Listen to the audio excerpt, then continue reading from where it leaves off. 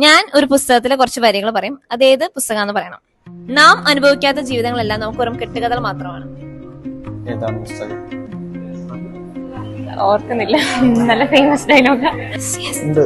ഉണ്ട് ബെന്യാമിൻ. മഞ്ഞവെയിൽ ബെന്യാമിന്റെ വേറൊരു ബുക്കാണ് ആടുജീവിതം. ബെന്യാമിൻ.